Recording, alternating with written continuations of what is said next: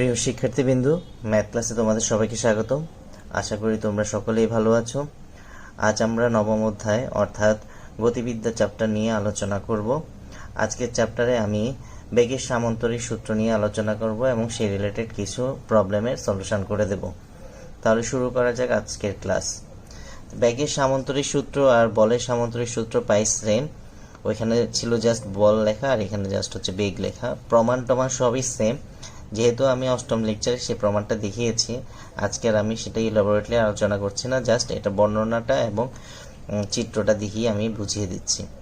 তো যদি কোনো একটি কণার উপর একই সময় ক্রিয়ারত দুইটি বেগ কোনো সামান্তরিকের দুইটি সন্নিহিত বাহু দ্বারা মানে ও দিকে সূচিত হয়, তাহলে এদের লব্ধির মান ও দিক সামান্তরিকের ওই সন্নিহিত বাহুদ্বয়ের ছেদবিন্দুগামী কর্ণ দ্বারা সূচিত হবে। সাপোজ আমি একটা যদি সামান্তরিক এখানে ড্র করি, যদি চিত্র বর্ণনাটা দিই, ও এ হচ্ছে একটা বাহু, ও বি হচ্ছে একটা বাহু, ও এ বরাবর সাপোজ ধরলাম ইউ বল, ও বি বরাবর সাপোজ ধরলাম হচ্ছে ভি বল, এবং সামান্তরিকটা যদি আমি কমপ্লিট করি, তখন তাদের ছেদবিন্দুগামী যে কর্ণটা হবে ও সি, ও সি বরাবর তাদের লব্ধি বল ডব্লিউ ক্রিয়াশীল হবে, মানে এবং দিকে সূচিত হয়। তাহলে আমি সাপোজ ধরি ইউ এবং ভি বলদ্বয়ের মধ্যবর্তী কোণ হচ্ছে আলফা, তখন আমি বলতে পারবো যে এই লব্ধির মানটা হবে W square is equal to you square plus V square plus 2uv cos আলফা, W square is equal to. আর এটা থেকে যদি আমি বৃহত্তম লব্ধি বের করতে চাই, বৃহত্তম লব্ধি বেগ হবে w is equal to u plus v, এবং ক্ষুদ্রতম লব্ধি বেগ হবে w is equal to u minus v, যেখানে ইউ গ্রেটার দেন ভি। এখন কখন বেগ বৃহত্তম হয়? যদি ইউ এবং ভি মানে আলফা এর মান যদি 0 ডিগ্রি হয়, মানে একটা বেগের উপর যদি আরেকটা বেগ চলে আসে, তখন আমার বেগটা বৃহত্তম হবে। আর দুইটা বেগের মধ্যবর্তী কোণ যদি 180 ডিগ্রি হয়, মানে বেগ দুইটা যদি পরস্পর বিপরীতমুখী হয়, তখন আমার লব্ধি বেগটা ক্ষুদ্রতম হবে। আর লব্ধির যদি দিক বের করতে বলে, সূত্র প্রায় সেম। সাপোজ ধরলাম যে লব্ধি ইউ বেগের সাথে থিটা কোণ উৎপন্ন করে, তাহলে tan theta is equal to v sine alpha plus u plus v cos alpha. তো ইউ ভি হচ্ছে দুইটা বেগ, আর থিটা হচ্ছে লব্ধি ওই বেগের সাথে যে কোণ উৎপন্ন করে, আর আলফা হচ্ছে বেগদ্বয়ের মধ্যবর্তী কোণ। তাহলে এই চ্যাপ্টারে আমাদের জাস্ট একটাই সূত্র, যে লব্ধির বেগের সামান্তরিক সূত্রের সাহায্যে বিভিন্ন প্রবলেমের এখন আমি সমস্যার সমাধান দেখাবো। তাহলে আমরা পরবর্তী প্রবলেমগুলোতে চলে যাই, কিভাবে আমরা প্রবলেম সলিউশন করব। আমাদের এই চ্যাপ্টারে জাস্ট এই সূত্রটা এবং এই সূত্রটা জানলেই হবে। আর লম্বাংশ যেটা আমরা বলের ক্ষেত্রে পড়ে আসছি, বেগের ক্ষেত্রে লম্বাংশটা প্রায় সেম। তাহলে আমরা আজকের প্রথম কোশ্চেনটা একটু খেয়াল করি। প্রথম কোশ্চেনটা হচ্ছে, 1 মিটার প্রশস্ত স্রোতহীন একটি নদী সাঁতার দিয়ে পার হতে একজন লোকের টি মিনিট সময় লাগে। মানে স্রোতহীন একটা নদীতে সাঁতার দিয়ে একজন সাঁতারু নদীটা পার হতে তার টি মিনিট সময় লাগে। তাহলে টি মিনিটে সে এস দূরত্ব অতিক্রম করতে যে বেগটা প্রাপ্ত হবে সেটা হবে আমার সাঁতারুর বেগ। এবং যদি আমার স্রোত থাকে, তাহলে t1 মিনিটে সে এটা সোজাসুজি পার হয়, তখন তার এটা সোজাসুজি পার হতে t1 মিনিট সময় লাগে। তাহলে প্রমাণ করো যে স্রোতের বেগ, মানে আমার স্রোতের বেগ is equal S √1/t² minus 1/t1² metre per second minute. যেহেতু অঙ্কটা আমার মিনিটে আছে, মিনিট এককে আমার স্রোতের বেগটা বের করতে হবে। তা আমি এখানে ও থেকে ইউটা ধরলাম হচ্ছে ও এ বরাবর হচ্ছে স্রোতের বেগ ইউ, আর ও বি বরাবর হচ্ছে সাঁতারুর বেগ ভি, আর ও ডিটা হচ্ছে নদীর প্রস্থ আমার দেওয়া আছে এস মিটার। আর এখানে আমি কিছু বর্ণনা লিখছি, স্রোতের বেগ ইউ, সাঁতারুর বেগ ভি, যথাক্রমে ওই এবং ওবি বরাবর ক্রিয়াশীল। শর্ত অনুসারে প্রথম শর্তটা বলছে যে স্রোতহীন নদীটা পার হতে তার টি মিনিট সময় লাগে। তাহলে আমরা বলতে পারি যে দূরত্ব is equal to V into T. ভিটা হচ্ছে সাঁতারুর বেগ, কারণ যেহেতু স্রোতহীন পথে যদি তুমি নদী পার হতে চাও তাহলে ওই বেগটা সাঁতারুর বেগই হবে। তাহলে এখানে টি ইজ ইকুয়াল টু আমি লিখতে পারি এস বাই টি। সরি, এখানে একটু ভুল হয়েছে, এখানে হবে V is equal to S by T. তাহলে আমি সাঁতারুর বেগ পেয়ে গেছি এস বাই টি। আচ্ছা, এখন বলছে যে আমার স্রোত থাকলে টি 1 মিনিটে সে এটা সোজাসুজি পার হয়। তাহলে আমার পরবর্তী কন্ডিশনে চলে আসি। যদি স্রোত থাকলে লোকটি তীরের সাথে আলফা কোণে, যখন স্রোত আসবে তখন এটা তীরের সাথে আলফা কোণে ওবি বরাবর যাত্রা করে এবং টি 1 মিনিটে সে সোজাসুজি নদীটা পার হয়।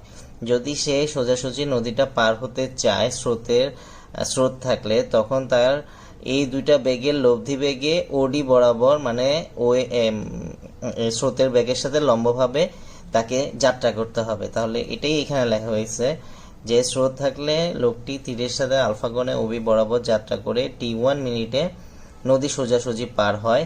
আবার নদী সোজা পার হবার জন্য ইউ ও ভি এর লব্ধি ডব্লিউ, এটা আমি ধরে নিয়েছি, এর গতিপথ ওডি বরাবর অর্থাৎ তীরের সাথে লম্বভাবে যাত্রা করতে হবে। মানে ডব্লিউ যে ব্যাগটা পাবো সেই ডব্লিউ লব্ধি ব্যাগটা এই যে তীরের সাথে লম্বভাবে যাত্রা শুরু করতে হবে। তাহলে আমরা বলতে পারি যে ডব্লিউ square is equal to you square plus V square plus 2uv cos alpha. এটা আমি বলতে পারি, এটাকে আমি দিলাম 1 নম্বর সমীকরণ। আর ডব্লিউ ওডি বরাবর যাচ্ছে, মানে স্রোত থাকলে বলছে যে টি 1 সময়ে এই ওডি দূরত্বটা অতিক্রম করতে পারে। তাহলে আরেকটা লিখতে পারি যে শর্তানুসারে S is equal two W T 1। তাহলে এখান থেকে আমি ডব্লিউ সমান লিখতে পারি S বাই টি 1। এটাকে দিয়ে দিলাম আমি 2 নম্বর সমীকরণ। এখন আমি যদি ও এ বরাবর লম্বাংশের সূত্রটা ইউজ করি, তাহলে ও এ বরাবর লম্বাংশ নিয়ে পাই, লম্বাংশের সূত্রটা আমরা 8.1 চ্যাপ্টারে পড়ে আসছি, তাই সেই সূত্রটা আমার এখানেও অ্যাপ্লাই হচ্ছে। তাহলে ইউ এবং ভি এর লব্ধি বেগ হচ্ছে ডব্লিউ ও এর সাথে 90 ডিগ্রি কোণে আছে। তাহলে আমি লিখবো যে ডব্লিউ cos 90 degree is equal to u cos 0 degree plus v cos alpha. এখানে 0 is equal to u plus v cos alpha. তাহলে এখান থেকে আমি ভি কজ আলফা সমান আমি লিখতে পারি মাইনাস ইউ। এটাকে দিই 3 নাম্বার। তাহলে 1 ও 3 থেকে কি পাই? এখানে হচ্ছে 1 নাম্বার সমীকরণ আর এটা 3 নাম্বার সমীকরণ। এই দুইটাতে v cos alpha is equal to minus u বসিয়ে পাই। তাহলে u is equal to minus v cos alpha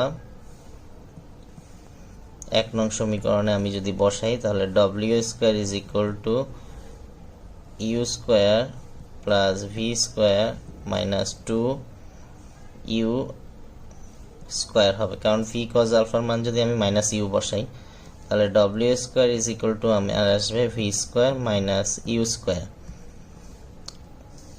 এটাকে এই তাহলে ডব্লিউ সমান আমি লিখতে পারি,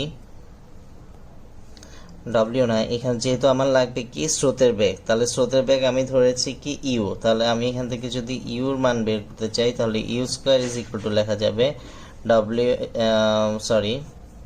you square is equal to লেখা যাবে V square minus W square.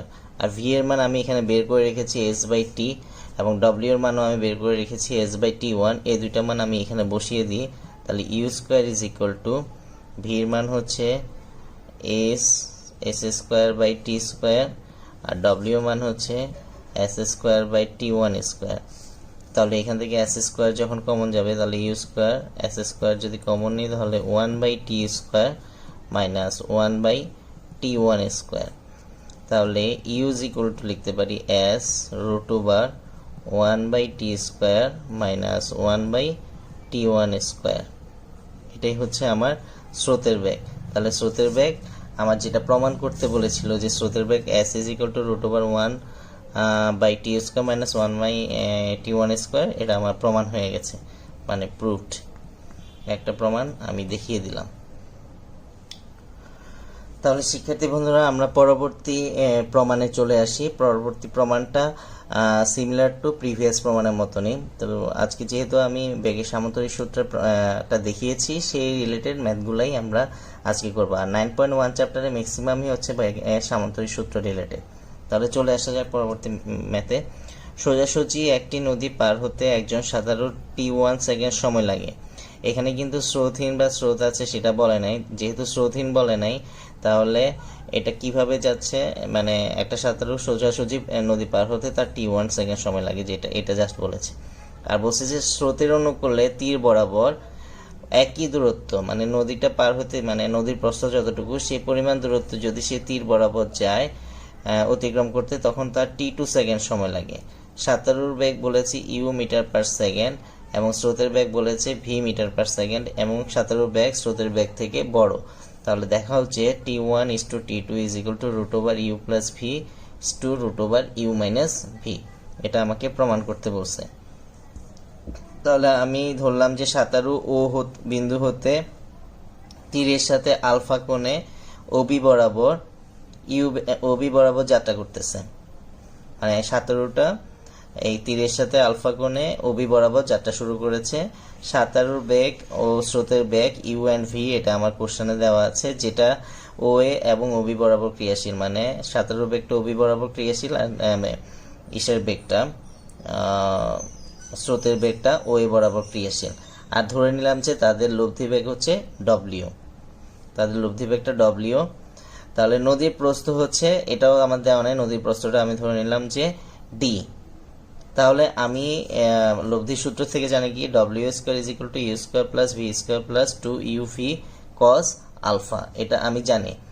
আর নদী সোজাসুজি, মানে বলছে যে সোজাসুজি পার হতে তার t1 সেকেন্ড সময় লাগে। তাহলে নদী সোজাসুজি ওদি বরাবর পার হওয়ার জন্য কোন বেগটা কাজ করবে? লব্ধি বেগের গতিপথ ওসি লম্ব ও এ হবে, মানে লব্ধি বেগটা মানে ডব্লিউ যে এ ওসি বরাবর যাচ্ছে সেটা ও এর সাথে লম্ব বরাবর হবে। তাহলে ও এ বরাবর যদি আমি লম্বাংশ নিই, তাহলে কি আসবে? একই রকম ভাবে আগেই দেখিয়েছি, W cos 90 degree is equal to u cos 0 degree plus V cos এখানে তো ভি cos 0 ডিগ্রি হবে, ভি cos 0 ডিগ্রি, আর এটা হবে ইউ, কারণ ও এ বরাবর হচ্ছে আমার ভি ব্যাগটা কাজ করতেছে। তাহলে এটা আসবে 0, এটা হবে ভি, এটা হচ্ছে ইউ cos আলফা। তাহলে ইউ cos আলফা সমান আসবে মাইনাস ভি। তো ইউ cos আলফা সমান মাইনাস ভিটা আমি 1 নং সমীকরণে বসিয়ে, তাহলে আমি 1 ও 2 নং হতে পাই লিখব, 1 নং ও 2 নং হতে পাই W square is equal to you square plus V square plus U cos alpha. U cos আলফার মান হচ্ছে মাইনাস ভি, তাহলে 2v ইন্টু মাইনাস ভি। তাহলে W square is equal to you square plus V square minus 2v square. তাহলে W square is equal to হবে U square minus V square. তাহলে W সমান হবে √u square minus V square. তাহলে লব্ধি বেগটা আমি বের করে ফেললাম। এখন আমার তাহলে আমরা কোশ্চেনে প্রথম শর্তে চলে আসি। প্রথম শর্তে বলছে যে সোজাসুজি নদী পার হতে একজন সাধারণ t1 সেকেন্ড সময় লাগে। তাহলে প্রথম শর্তানুসারে লিখব, প্রথম শর্তানুসারে যে সোজাসুজি পার হতে মানে ওডি বরাবর, মানে টোটাল নদীটা প্রস্থ হচ্ছে আমার ডি, এই ডি দূরত্ব পার হতে তার t1 সময় লাগে, এবং t1 সময়ে সে কোন বেগে যাচ্ছে? লব্ধি বেগে যাচ্ছে। তাহলে প্রথম শর্তানুসারে আমি লিখতে পারি W is equal to D by T1। তাহলে এখান থেকে আমি লিখতে পারবো, T1 is equal to D by W, and W এর মান আমি কিন্তু এখানে বের করে রাখছি। W এর মানটা আমরা একটু হেল্প নিই। ডব্লিউ ইজ ইকুয়াল টু হচ্ছে root over you square minus V square. তাহলে এখানে ডব্লিউ এর মানটা বসিয়ে দেব। তাহলে এখানে T1 সমান আমি লিখতে পারি ডি বাই, এখানে এই ডব্লিউ এর মানটা বের করা আছে, root over you square minus V square. এটাকে আমি দিই 3 নম্বর, এটা কি আচ্ছা দেওয়া লাগবে না, সমস্যা নেই। তারপর আসি যে পরবর্তীতে বলছে যে স্রোতের অনুকূলে তীর বরাবর একই দূরত্ব অতিক্রম করতে, স্রোতের অনুকূলে তীর বরাবর মানে এই তীর বরাবর মানে এই ওয়ে বরাবর একই দূরত্ব মানে এডি দূরত্ব, ওয়ে বরাবর ডি দূরত্ব যেতে তার T2 সময় লাগে। তাহলে স্রোতের অনুকূলে বেগ বের করি। স্রোতের অনুকূলে বেগ হচ্ছে, আমরা জানি স্রোতের বেগ এবং সাঁতারুর বেগ যোগ করলেই স্রোতের অনুকূলে বেগ পাওয়া যায়, ইউ প্লাস ভি, এবং ডি দূরত্ব অতিক্রম করতে তার T2 সেকেন্ড সময় লাগে। তাহলে দ্বিতীয় শর্ত অনুসারে আমি লিখতে পারি, দ্বিতীয় শর্ত অনুসারে স্রোতের অনুকূলে বেগ হচ্ছে u plus v is equal to d by T2। তাহলে এখান থেকে আমি T2 সমান বের করতে পারি d by you plus v. এখন আমার বলছে যে সময়ের অনুপাত বের করতে, তাহলে T1 এবং T2 এর অনুপাতটা বের করে ফেলি। তাহলে লিখি T1 is to T2 is equal to, এখানে ডি বাই হচ্ছে root over you square minus V square, আর এখানে D by you plus V. তাহলে এখানে ডি ডি চলে যায়, তাহলে এখানে আমার থাকে রুট ওভার, এটাকে আমি লিখতে পারি root over you plus V into you minus v is to 1 by you plus v. এটাকে যদি আমি ভগ্নাংশ আকারে লিখি, এটা উপরে হবে এটা নিচে হবে, তাহলে এটাকে লিখতে পারি 1 by root over you plus V into you minus V, আর এটাকে লেখা যায় 1 by root over you plus V whole square. তাহলে এখান থেকে একটা একটা কাটা যাবে, কাটাকাটি করার পর উপরে থাকবে root over you plus v divided by root over u minus V. তাহলে আমি ফাইনালি লিখতে পারি সুতরাং T1 is to T2 is equal to root over you plus v is to root over u minus V. তাহলে শিক্ষার্থী বন্ধুরা, এই কোশ্চেনটারও আমি প্রমাণটা দেখিয়ে দিলাম বলে বেগের সামান্তরিক সূত্র দিয়ে। তো একই রকমভাবে তোমাদের বইতে আরও অনেক ম্যাথ রয়েছে, ম্যাথগুলা একই ফর্মুলাতে তোমরা সলিউশন করবা। তাহলে পরবর্তী ক্লাসে আরও কিছু নতুন অঙ্ক নিয়ে আসবো। সেই পর্যন্ত সকলে ভালো থাকো। Thank you everybody.